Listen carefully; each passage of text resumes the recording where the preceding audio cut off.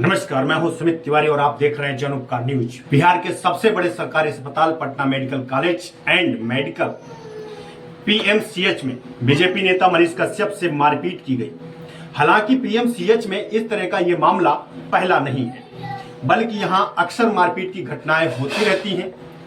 मरीजों से लेकर विधायक तक से विवाद के मामले सामने आ चुके हैं। मारपीट का मामला या तो थाने पहुंचता ही नहीं है, और अगर पहुंचता है तो बस शिकायत लिखकर फाइल में दर्ज हो जाता है। जूनियर डॉक्टर एसोसिएशन ने कहा, मरीजों की भीड़ ज्यादा है, डॉक्टर्स कम हैं, जब तक स्टाफ पूरा नहीं होगा ये हालात ऐसे ही बने रहेंगे।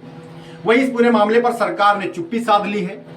भास्कर की पड़ताल में ये बात सामने आई है कि पीएमसीएच कैंप्स के भीतर अपना एक स्वघोषित नियम है। मरीजों और उनके परिजनों के साथ बदतमीजी और मारपीट के मामले में ज्यादातर जूनियर डॉक्टर शामिल होते हैं या अस्पताल में तैनात निजी कंपनी के सुरक्षा गार्ड। पीएमसीएच पर रिपोर्ट के अनुसार केस नंबर 1, मरीज से मिलना चाहा तो गार्ड ने पीट डाला। 20 मई 2025 रात 10:30 बजे आरा के बिरजू पासवान ने अपने रिलेटिव राजकुमार पासवान को एडमिट करवाया था। वे उनसे मिलना चाहते थे, लेकिन गार्ड ने रोक दिया। जिद किया तो पूरे परिवार के साथ मारपीट की गई। इस दौरान उन्होंने महिला सदस्यों के साथ भी गलत बिहेवियर किया। बिरजू पासवान ने बताया, गार्ड्स खुलेआम धमकी देते हैं कि एडमिट मरीज की छुट्टी करा देंगे, पुलिस उनका कुछ नहीं बिगाड़ेगी। अगर पुलिस में शिकायत की तो उल्टा हम ही लोगों पर कार्रवाई करवा देंगे। केस नंबर 2, नाबालिग का इलाज कराने गए कश्यप को पीट डाला। 19 मई 2025 दोपहर लगभग 1:30 बजे भाजपा नेता मनीष कश्यप एक नाबालिग लड़की का इलाज कराने पीएमसीएच पहुंचे थे। लड़की को जीबीएस नाम की बीमारी थी। इस बच्चे को एक इंजेक्शन लगना था, जो काफी किफायती था। यह अधीक्षक के परमिशन से ही लगता। पीएमसीएच पहुंचकर कश्यप ने डॉक्टर से बच्ची का इलाज शुरू नहीं होने का कारण पूछा। इसके बाद लेडी डॉक्टर और मनीष कश्यप के बीच में तू मी में हो गई।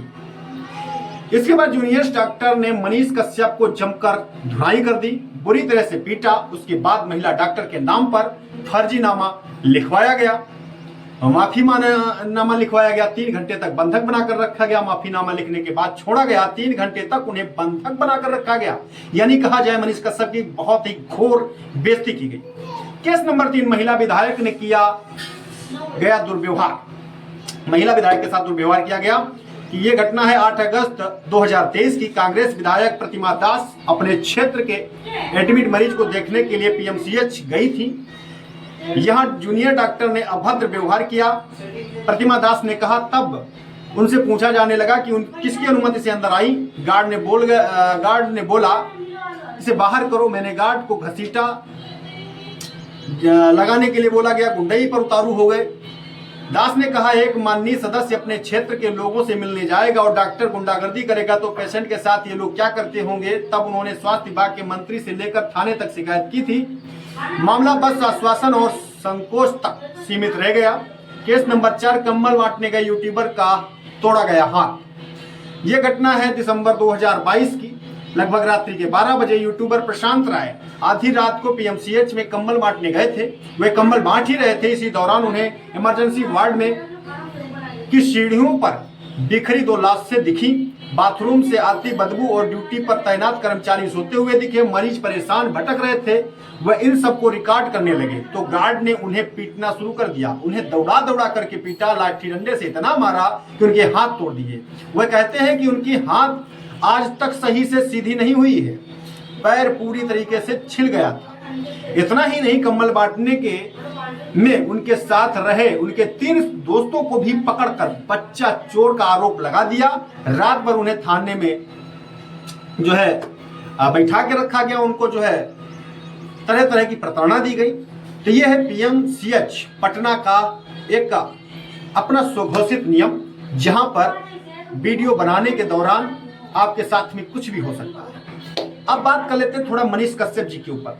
मनीष कश्यप जी के जो भी विरोधी थे वो अब जो है धीरे धीरे मनीष कश्यप जी के पाले में आना शुरू हो गए।